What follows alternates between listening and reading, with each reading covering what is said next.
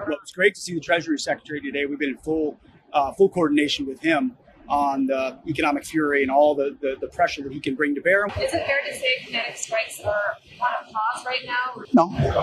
If we need to use kinetic strikes, we'll use them. If Iran is foolish enough to overplay their hand or mess with the American military, we'll do what we need to do.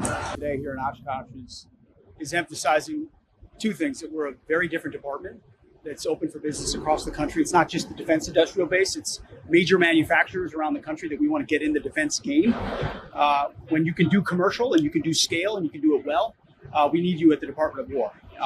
And secondly, to underscore how important the generational investment in our $1.5 trillion budget is. The President's completely committed to it, and we believe between now and even before the election, but also through a lame duck, that we will get every dime of that.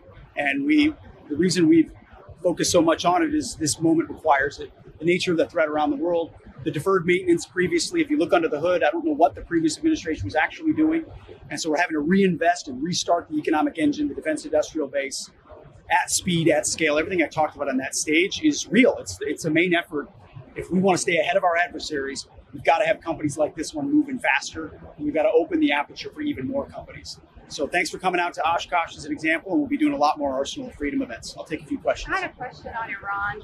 Can you give us the lay of the land? What's our current posture right now with our overseas operations? And what do you hope this threat of economic sanctions will do to Iran? Well, it's great to see the Treasury Secretary today. We've been in full coordination with him on the economic fury and all the pressure that he can bring to bear. And we know that Iran can't handle it. Ultimately, their economy is in a spiral.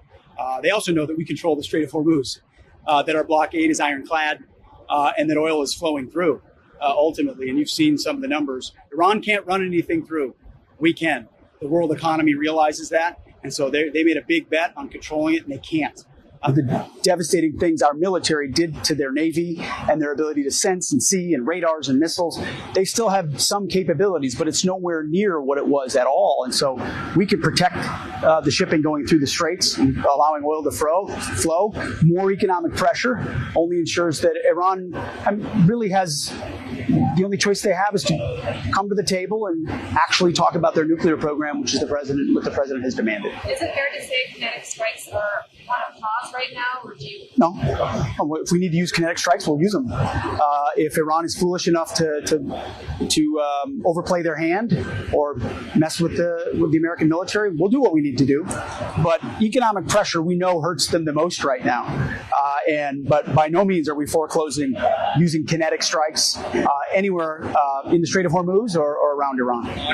With munitions purchases being a top priority for you and the budget coming under pressure as Congress looks to do midterm elections and the balance of power may change, is it possible that you may choose to cut the amount of munitions purchases if you don't get the $1.5 billion, or is that sacred? I don't think so. It's pretty sacred. And we've cut a lot of these deals, as you've seen, 5 to 7 year deals with companies who are now already investing, have made down payments of their own money on new plants and manufacturing. So this is not a nip around the margins of a few more weapons. This is a generational investment of 2x, 3x, 4x more munitions of the ones we know we're going to need and use. Those investments will be made. And of course, the media has made a lot of false claims about a lot of things. We feel really good about where we are and about our ability to make sure we've got the munitions in the future. On Iran, the Defense Casualty Analysis System added 60 wounded in action over the last week. What can you tell us about attacks on U.S. forces? I can tell you that databases play catch up sometimes. We've been transparent about it the entire time. Do you have any message to the families of those that are on the carriers right now? I know you've seen a lot of the reporting, sailors on the USS Lincoln. Are you worried about other ships? To the sailors and families of the Lincoln, I say Godspeed on a historic mission. Congratulations, you're on your way home. You've done epic things to secure the American people. And I've had a chance to talk to, in fact, one of the guys on the assembly line's son is coming home. He's on the Lincoln right now. And he affirmed what I've heard time and time again, which is they're really proud of what they've done. It's been a tough deployment. They haven't had as much port visits as anyone would like.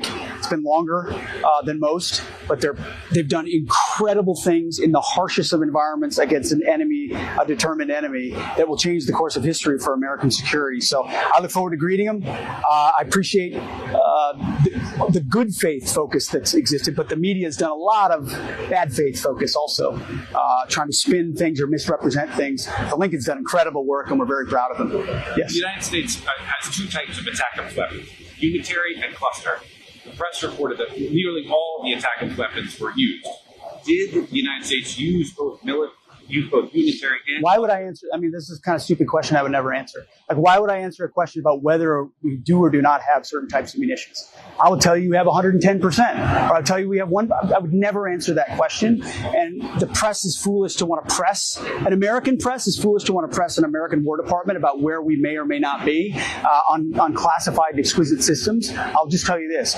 We had plenty when we needed it, and we have plenty now, and we have plenty when we'll need them in the future. Absolutely. Thank you very much. Appreciate you guys coming along. Thank you.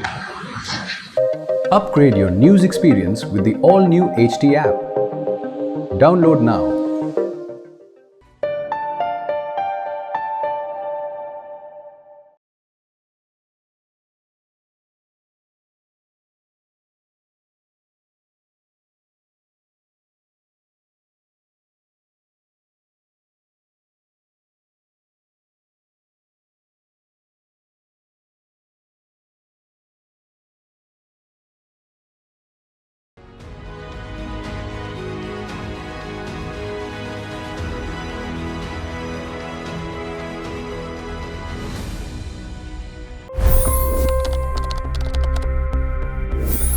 $25 crore गरीब गरीबी को परास्त करके बाहर निकले।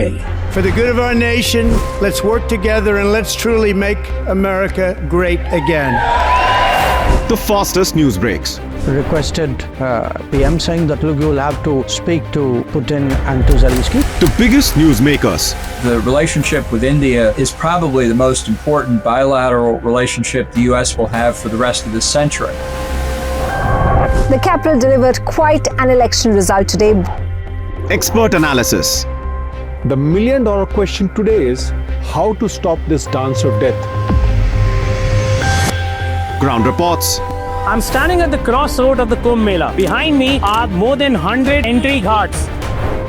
Long-form interviews. Exclusionary politics is reflected in Manipur case as well. You don't bother because this is a small state.